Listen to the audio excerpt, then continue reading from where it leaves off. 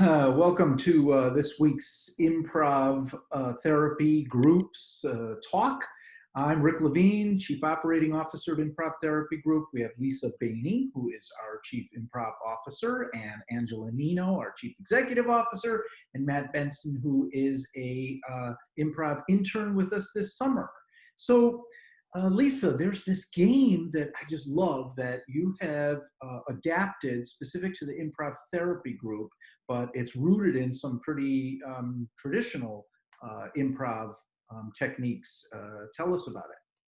All right, so Five Things is a traditional improv game, and the way it's traditionally played is that the person next to you gives you a category, and you say five things in that category, and everyone counts along with you, and when we get to the end, we do this fun little rhythm dance thing that goes five things, five things, five things, five things, five things.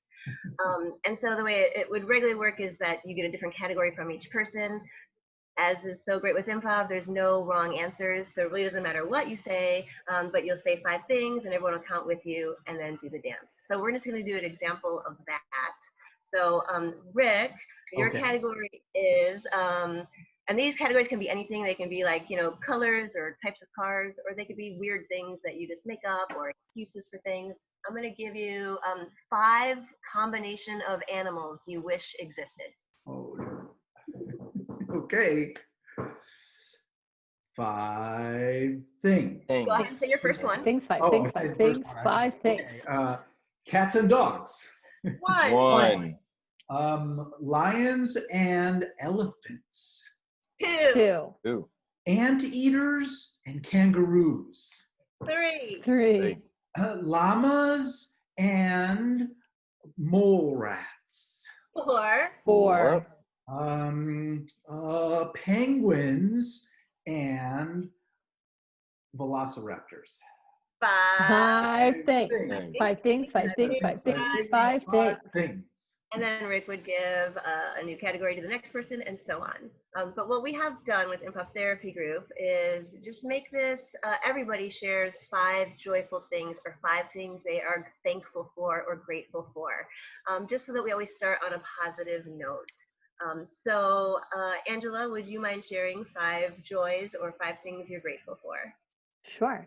I am grateful for coffee. One. I am grateful for Nutella. Two.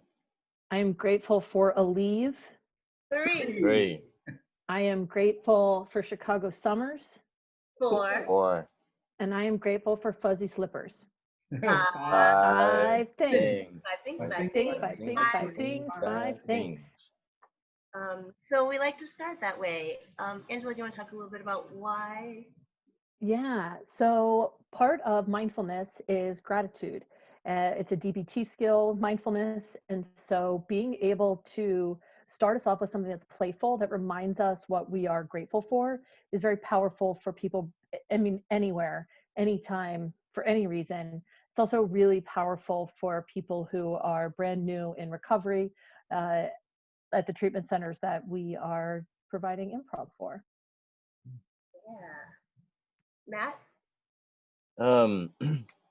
Yeah, and I think I would only add that it's a great warm-up game because, I think a lot of people go into our sessions with a very strict definition of what improv is, that they have a very singular picture, and it's people on a stage with the lights and an audience and it's performance and things like that. And I think that opening with a game like Five Things, where it's just you're just talking about yourself, you're just naming things that you like, but when we put it in a structured setting of everyone repeats the numbers and then we have the chant and we go in the circle and we sort of establish these little rules that are easy to follow and make it a thing that we're all participating in together, it becomes improv. And I think letting people, sort of easing people in and using this as a way to show them that maybe the elements of improv or drama that feel scary, that feel like a barrier to access, aren't really real, and that improv can be something that really any group of people can do together. And I think that eases some of the anxieties that a lot of people feel.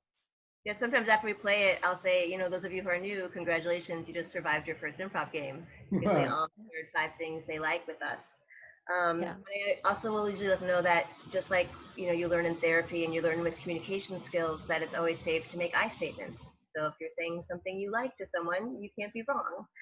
And we love that when we walk into Above and Beyond or other places that know us, they start like they look at us like, oh, 5 things, yeah, Yes. great, we're gonna do that. Like as soon as they see us, they know they're gonna do this fun exercise, and they start saying their 5 things, and they get excited. So even though improv is spontaneous and we like to mix things up, it is sort of nice to have that like a tradition, a way that we start together that we know is going to be positive before we go into all the wacky stuff. And that's building mastery too. When we are doing the same thing over and over again and we build mastery, that is also a DBT skill. And the people who are brand new see people who have been in this group several times, and those people who have been in the group are leaders and examples for those who have never done improv and are scared to be in the group.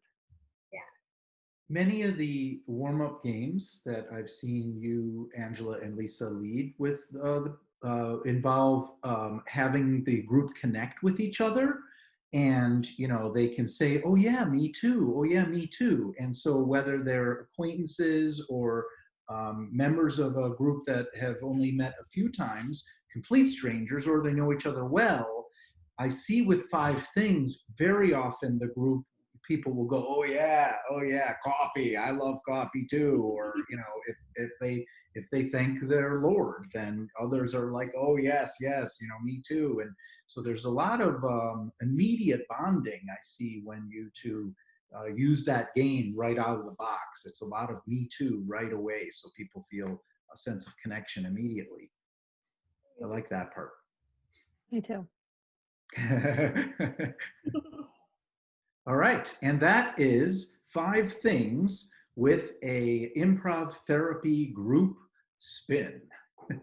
Thanks, guys. Yay. Thanks.